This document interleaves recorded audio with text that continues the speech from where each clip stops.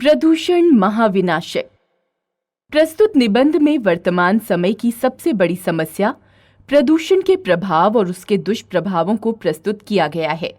हमें प्रदूषण को रोकने का प्रयास आज से ही करना होगा, तभी भविष्य प्रदूषण रहित बनेगा। आज जहां देखो वहां कूड़े का ढेर नजर आता है। मानव केवल उपभोगों पर ही अपना ध्यान केंद्रित कर रहा है, लेकिन आसपास के वातावरण के प्रति उसकी विमुखता ने प्रदूषण को आमंत्रित कर दिया है। मानव की सर्वोत्तम खोजों में से एक है विज्ञान, जिसने मानव के विकास में विशेष भागीदारी निभाई है। विज्ञान के चमत्कारों ने बटन दबाते ही सुख सुविधाओं की दुनिया मानव के लिए सजा दी है, लेकिन इस अनुपम भेंट का ही दुष्परिणाम प्रदूषण भी है, जिसने पृथ्वी को संकट में डाल दिया है। आज वातावरण में प्रदूषण की मात्रा बढ़ती जा रही है। वायु, जल, भूमि में अशुद्धता ने प्रकृति के संतुलन को डगमगा दिया है। प्रदूषण रूपी राक्षस पृथ्वी को अपने आगोश में लेने के लिए आतुर हो रहा है। आदिम पुरुष प्रकृति का सहचर था।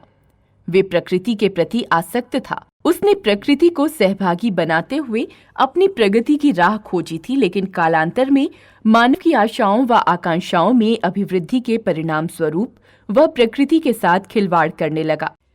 अपनी विजय और विकास की यात्रा में वो प्रकृति के उपकारों को भूलकर उसका शोषण और दोहन करने लगा, जिसके परिणाम स्वरूप प्रकृति का संतुलन बिगड़ने लगा और पर्यावरण संकट उत्पन्न हो गया है।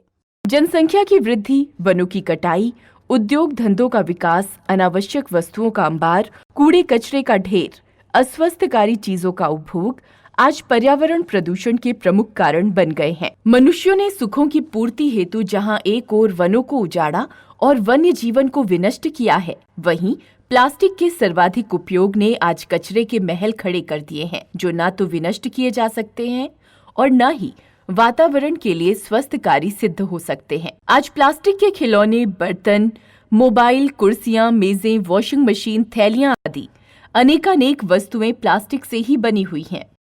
आज नदियां नाले में परिवर्तित हो गई हैं। फैक्ट्रियों का रासायनिक मलबा, घरों का मैल, शहरों की नालियों का पानी आदि नदियों को प्रदूषित कर रहे हैं। जल को जीवन कहा जाता है, लेकिन मानव ने अपनी स्वार्थ सिद्धि के लिए पेयजल को भी संकटग्रस्त कर दिया है। भूमिगत जल की अत्यधिक उपयोगिता ने इस संकट को और भी बढ़ा दिया है। जल की भांति वायु भी दूषित हो गई है।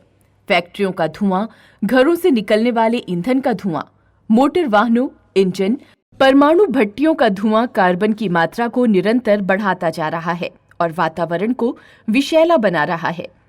ये विषैली गैसें मनुष्य के शरीर में पहुंचकर हानि पहुंचाती हैं।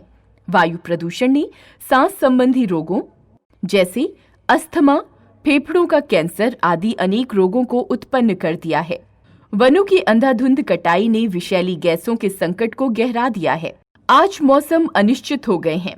कहीं अनावृष्टि अकाल लाती है तो अतिवृष्टि बाढ़ की स्थिति ले आती है। सर्दी, गर्मी, वर्षा का चक्र टूट रहा है। रासायनिक उर्वरकों और कीटनाशक दवाइयों के छिड़काव ने भूमि को दूषित और विषैला बना दिया है। इन दवाइयों से युक्त फल सब्जी विषाक्त हो गए हैं। प्रदूषण का यह घिनौना रूप पृथ्वी को निरंतर आंदोलित करता जा रहा है। कभी संगीत की ध्वनि, पक्षियों का कलरव, आनंद और मधुरता के साथ ही साथ शांति को भी प्रस्तुत करता था, लेकिन आज कल कारखानों, गाड़ियों, मोबाइल, रेडियो, टीवी आदि के शोर ने ध्वनि प्रदूषण का स्तर बढ़ा दिया है।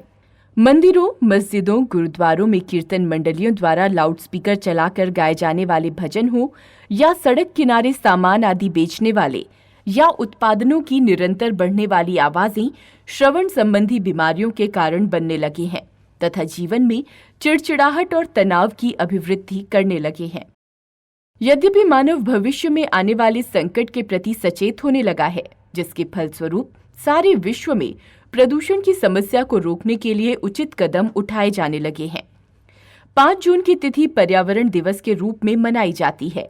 औद्योगिक क्षेत्र में किसी भी उद्योग को लाइसेंस देने से पूर्व पर्यावरण विशेषज्ञों की स्वीकृति, धुएं तथा अन्य प्रदूषणों के निष्कासन की समुचित व्यवस्था को अनिवार्य कर दिया गया है।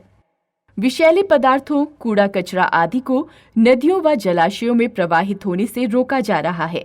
सरकारी व निजी संस्थानों द्वारा संचालित अनेक कार्यक्रमों के माध्यम से देश की जनता को जागरूक किया जा रहा है। लेकिन आज भी हम प्रदूषण के प्रति सचेत नहीं हुए हैं और निरंतर प्रदूषण के स्तर को बढ़ाते जा रहे हैं। यदि हम प्रदूषण की रोकथाम करना चाहते हैं तो सबसे उत्तम वृक्षारोपण की विधि अपनानी होगी, क्योंकि जितनी अधिक संख्या में वन होंगे उतनी ही जल्दी हम प्रदूषण की समस्या से जूझ पाएंगे। कहा भी गया है कि वृक्ष प्रदूषण विनाशक होते हैं।